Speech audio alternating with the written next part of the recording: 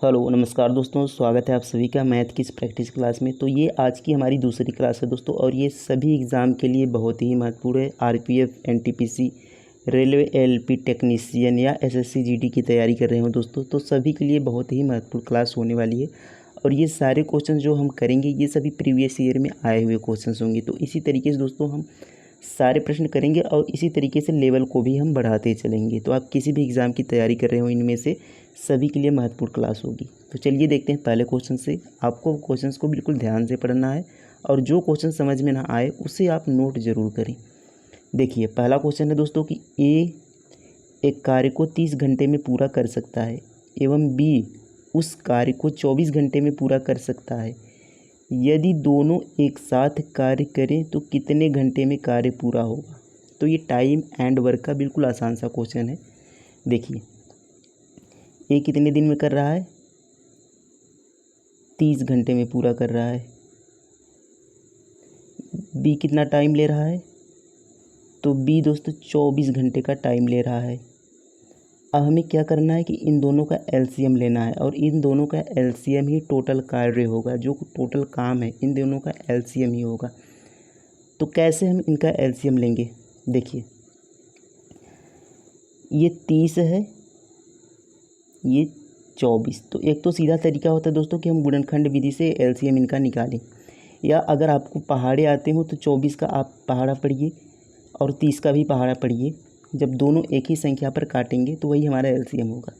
या फिर दूसरा तरीका है कि इनको हम थोड़ा और सरल कर लेते हैं, जैसे 6 पचे 30 हो जाएगा और 6 चौके 24 हो जाएगा। अब देखिए इनमें कोई संख्या कॉमन नहीं, तो इन दोनों का आपस में गुणा कर देते हैं। तो 5 चौके कितना हो गया, 20 हो गया। अब दोस्तों हमने 6 से यहाँ पर काटा था, तो 6 से हम यहाँ पर गुणा कर लेते हैं 20 में। 6 दूना 12 हो जाएगा, यानी 120 हमारा क्या आ गया, एलसीएम आ गया। तो एक ये तरीका है आपके पास एलसीएम लेने का। तो आप किसी भी तरीके से इसका एलसीएम ले सकते हैं, यानी वह संख्या पहले कॉमन करें जो दोनों में है, बड़ी से बड़ी संख्या, फिर उसके बाद उनका क्या करें, गुणा करें, और उसके बाद उस कॉमन वाली संख्या का इनमें गुणा कर दे, वही उनका एलसीएम हो जाएगा।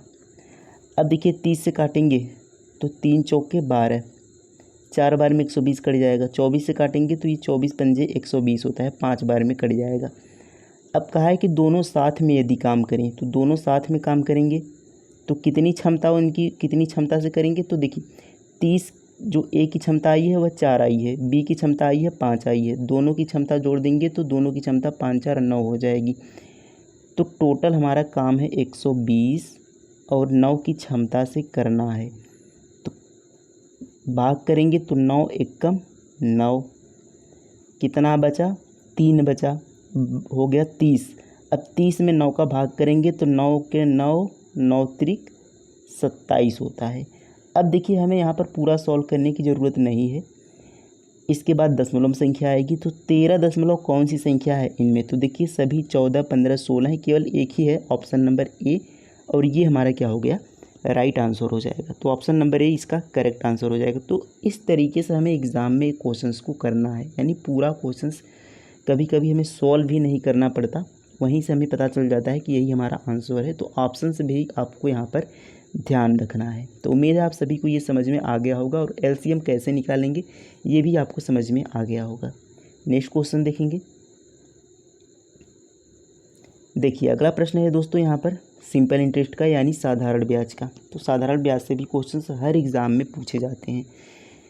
क्वेश्चन है कि यदि 6% प्रति वर्ष साधारण ब्याज की दर से 5 वर्षों में प्राप्त ब्याज 1350 है तो राशि ज्ञात कीजिए। तो 5 वर्षों में जो प्राप्त ब्याज है कितना है, 1350। लेकिन यदि पूछे कि जो 5 वर्ष में साधारण ब्याज की दर है वह कितनी हो जाएगी, तो देखिए 1 वर्ष का 6% है, यानी 1 वर्ष में मूलधन का 6% हमें ब्याज मिल रहा है। तो 5 वर्ष में कितने का ब्याज मिलेगा, तो कहेंगे 6 पचे 30% का। तो ये जो 1350 है ये 30% का मान है, यानी 30% ब्याज बना। और हमें निकालना है दोस्तों राशि, तो राशि कितना होती है, 100% होती है। तो 100 से यहाँ पर कर लेते हैं गुणा, बस हमारा आंसर आ गया। यानी रेट को हमें समय से गुणा करना है और जो हमें ब्याज दिया है उसके बटे हमें इसको कर लेना है, क्योंकि इसका जो 6-25-30% ही ये 1350 के बराबर होगा। ये भी ब्याज है और ये जो परसेंटेज में हमने 6-25-30 निकाला है ये भी हमारा ब्याज है 5 वर्ष का। तो यहाँ पर 100 से गुणा कर लेते हैं यहाँ पर मूलधन निकालने के लिए। तो काट लेते हैं दोस्तों इसको, 3 चौके 12, 1 हासिल 3 बचे 15, 45 का गुणा 100 करेंगे तो ये हमारा सीधा सीधा 4500 आंसर आ गया। Option number C correct answer हो जाएगा। तो इस तरीके से हमें क्वेश्चंस को सॉल्व करना है। नेक्स्ट क्वेश्चन देखेंगे। अब देखिए दोस्तों, ये हमारा जो है नाव और धारा का प्रश्न है। तो अभी हाल ही में यूपी पुलिस के एग्ज़ाम में दोस्तों किसी किसी शिफ्ट में नाव धारा के 3 से 4 क्वेश्चंस भी पूछे गए थे। तो ये भी हमारा क्या है, महत्वपूर्ण टॉपिक है। देखिए इसके क्वेश्चंस को कैसे हम सॉल्व करेंगे। तो अभी दोस्तों हम केवल क्वेश्चन को स्टार्ट करके यहाँ पर ले चल रहे हैं, लेकिन धीरे धीरे हम इसके लेवल को भी, जो अच्छे अच्छे क्वेश्चन हैं उनको भी हम सॉल्व करेंगे जो एग्ज़ाम में पूछे गए हैं। अब देखिए यहाँ पर क्वेश्चन है कि एक नाविक स्थिर जल में 8 किमी प्रति घंटा की रफ्तार से अपनी नाव बढ़ा सकता है, यानी जो नाव की चाल है, तो यहाँ पर हमने बोट लिख दिया, बी से यानी बोट, तो बोट की जो चाल है वह 8 किमी प्रति घंटा है, 8 किमी पर आवर, ये है बोट की चाल। और देखिए कहा है कि यदि धारा 2 किमी प्रति घंटा की रफ्तार से प्रवाहित होती है, तो धारा यानी वाटर लिख लेते हैं, तो धारा की चाल कितनी है दोस्तों, 2 किमी पर आवर, 2 किमी पर आवर की रफ्तार से प्रवाहित होती है। तो धारा की दिशा में, ये ध्यान रखना है, धारा की दिशा में अपने नाव को 1200 मीटर चलाने के लिए नाविक को कितना समय लगेगा। तो 1200 मीटर चलाने के लिए नाविक को कितना समय लगेगा। अब देखिए धारा की दिशा में, जब भी हम धारा की दिशा में चलते हैं तो ये देखिए ये धारा इधर प्रवाहित हो रही है और हमारा नाव भी इधर प्रवाहित होगा, तो क्या होगा, इसका नाव की स्पीड तो बढ़ जाएगी, क्योंकि धारा की स्पीड और नाव की स्पीड जुड़ जाएगी दोनों। तो धारा इधर दिशा में चल रहा है और नाव भी इधर दिशा में चल रहा है, यानी धारा और नाव की स्पीड क्या है, बढ़ जाएगी। तो जब भी नाव की स्पीड बढ़ जाएगी और धारा की दिशा में चले तो इनका जो स्पीड होता है वह जुड़ जाएगा, इनका जो स्पीड होता है वह जुड़ जाएगा। तो ध्यान रखेंगे इसको। तो ये इसका स्पीड क्या हो जाएगा, 8 और 2 कितना हो जाएगा, 10 किमी पर आवर हो जाएगा धारा की दिशा में। तो वही हमसे पूछा है कि धारा की दिशा में चले तो 1200 मीटर की दूरी। तो देखिए यहाँ पर कैसे सॉल्व करेंगे इसको, कितनी दूरी है दोस्तों, 1200 मीटर। तो 1200 मीटर को यहाँ पर देखिए 10 किमी यानी किलोमीटर में है, तो 1200 मीटर को भी हम किलोमीटर में बदलेंगे। तो यहाँ पर आपको पता है कि 1 किलो में 1000 मीटर होता है, तो 1 मीटर बराबर कितना हो जाएगा, ये आपका हो जाएगा 1.2 किमी हो जाएगा। 1200 मीटर कितना हो जाएगा, 1.2 किमी हो जाएगा, 1000 से भाग कर देंगे तो हमारा क्या आ जाएगा, किमी में आ जाएगा। तो 1.2 किमी को 10 की स्पीड से क्या करना है, तय करना है। अब देखिए इसमें कितना समय लगेगा, तो 10 से भाग करेंगे। अब ये दोस्तों हमारा क्या आएगा, ये हमारा घंटे में आएगा, क्योंकि ये भी हमारा देखिए किलोमीटर प्रति घंटा है और यहाँ पर इसको भी हमने क्या बदल लिया, किलोमीटर में बदल लिया, तो ये हमारा घंटे में आएगा। लेकिन यहाँ पर हमसे पूछा है मिनट में, तो 60 से हम यहीं पर गुणा भी कर लेते हैं तो हमें आसानी हो जाएगी काटने में।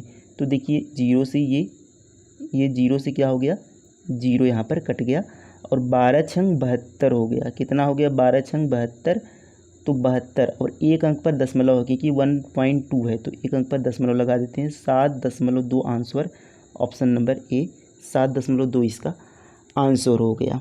तो बिल्कुल आसान सा क्वेश्चन था दोस्तों, हमें आपको समझाने में थोड़ा समय लग सकता है, पर आप इसको जब समझ जाएंगे तो बिल्कुल आसानी से इसको सॉल्व कर पाएंगे। कैसे, क्वेश्चंस को आपको देखिए, अब आपने यहाँ पर समझ लिया तो आपको ये सब लिखने की बिल्कुल ज़रूरत नहीं है। कैसे, देखिए हमने यहाँ पढ़ा कि 8 किमी प्रति घंटा नाव की यहाँ पर चाल है, तो हमने यहाँ पर पढ़ा धारा की चाल भी 2 किमी प्रति घंटा है। और धारा की दिशा में, तो धारा की दिशा में जब हमने यहाँ पढ़ा तो हमें सीधा सीधा यहाँ पर पता चल गया कि इनकी दोनों की क्या होगी, गति जुड़ जाएगी, 8 2 10 किमी प्रति घंटा हो गया। और 1200 मीटर चलाने के लिए तो यहाँ पर हमें केवल यही लिखने की ज़रूरत पड़ेगी। देखिए यहाँ पर इसको हम थोड़ा कट कर लेते हैं, तो हमें केवल दोस्तों क्या लिखने की ज़रूरत पड़ेगी, तो केवल हमें इतना ही लिखने का ज़रूरत पड़ेगा कि 1200 मीटर को 10 किमी प्रति घंटा से यहाँ पर कवर करना है। तो इस 1200 मीटर को हमें क्या कर लेना है, किलोमीटर में ही बदल लेना है और बटे 10 कर देना है। बस यहाँ तक लिखने की ज़रूरत पड़ेगी और गुणा 60, बाकी और सब हमें लिखने की ज़रूरत नहीं है। ये आप ध्यान रखेंगे, हमें उनको मन में ही सॉल्व करना है। तो उम्मीद है आप समझ गए होंगे किस तरीके से क्वेश्चंस को सॉल्व करना है।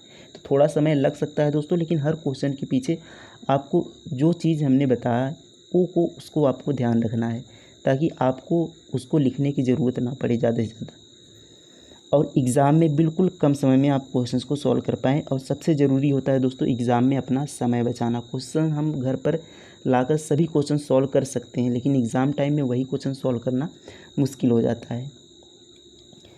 देखिए अगला प्रश्न है, यदि 5 नींबू को 16 में क्रय किया जाता है तो 25% लाभ पर 1 नींबू का विक्रय मूल्य होगा। तो यदि देखिए कहने का मतलब है कि 5 नींबू हमने कितने 16 में क्रय किया जाता है, 16 रुपये में ख़रीदा जाता है 5 नींबू, और यदि उसी एक नींबू को उसमें से एक नींबू को 25% लाभ पर बेचना हो तो कितने में बेचा जाएगा। तो सबसे पहले हमें एक नींबू का क्रय मूल्य का दाम पता होना चाहिए। तो हम यहाँ पर निकाल लेते हैं कि 5 नींबू का क्रय मूल्य 16 रुपये है, तो एक नींबू का क्रय मूल्य कितना हो जाएगा, 16/5 कर लेंगे। तो 16/5 करेंगे तो 5 तियाँ 15 और 1 बचेगा, 0 लगाएंगे, 5 दूना 10, यानी 3.2 रुपये।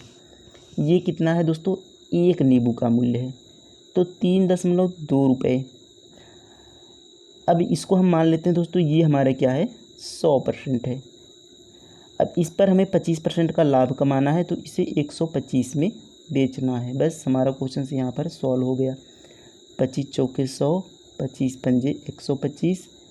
देखिए यहाँ पर 4 अट्ठे कितना हो जाएगा 32, और एक अंक पर दशमलव है तो एक अंक पर दशमलव लगा देंगे। अब देखिए 8 है और गुणा 5, तो 8 गुणा 5 कितना हो जाएगा, 40 हो जाएगा, लेकिन एक अंक पर दशमलव है तो 40 में एक अंक पर दशमलव लगाएंगे तो 0 हट जाएगा, केवल हमारा 4 आएगा। Option number B correct answer हो गया। तो ये क्वेश्चन आसान था, उम्मीद है आप सभी ने इसे सॉल्व कर लिया होगा। नेक्स्ट क्वेश्चन देखेंगे।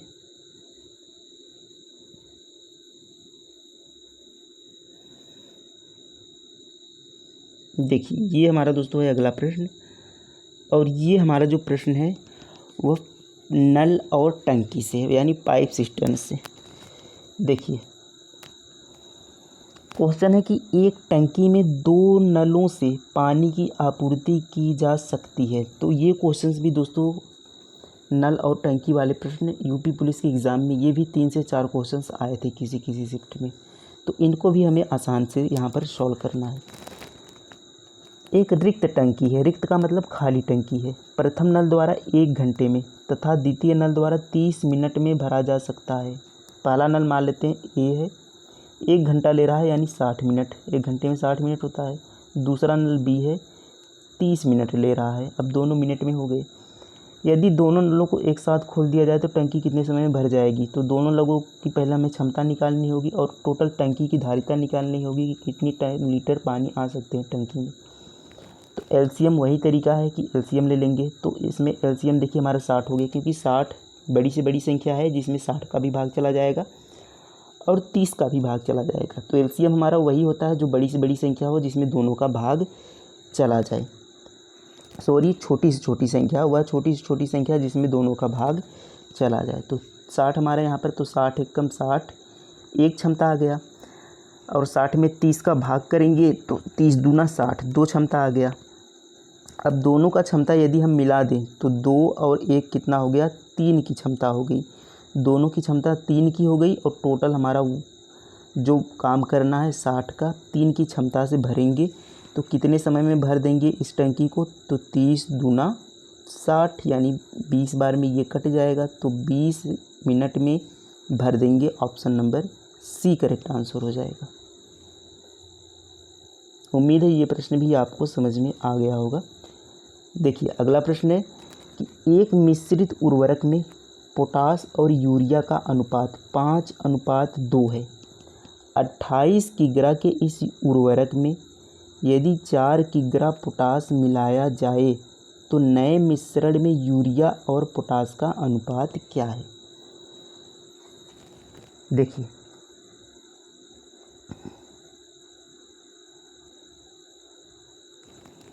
यूरिया, यहाँ पर पोटास और यूरिया का अनुपात कितना है दोस्तों, 5:2 है।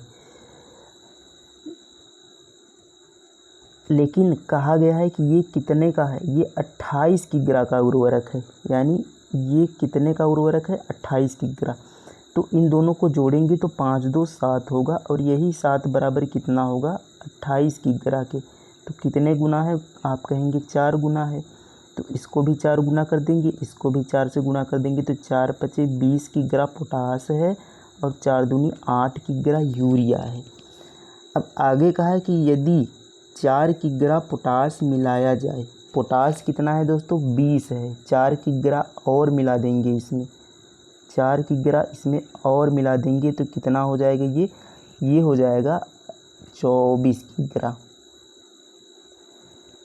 4 किग्रा पोटास मिलाया जाए तो नए मिश्रण में यूरिया और पोटास का, ये चीज़ आप ध्यान दीजिएगा लास्ट में, कि जो हमें रेशियो दिया था पहले वह पोटास और यूरिया का दिया था, लेकिन हमसे पूछा है यूरिया और पोटास, यानी पहले हम यूरिया को रखेंगे। तो पहले यूरिया कितना है दोस्तों, हमारा 8 है, यूरिया 8 है।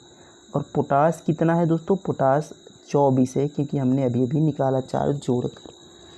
अब इनका अनुपात हम लेंगे तो 8×1 8 अनुपात 8×3 24, तो 1:3 दोस्तों यहाँ पर हमारा आंसर आ रहा है, कितना, 1:3।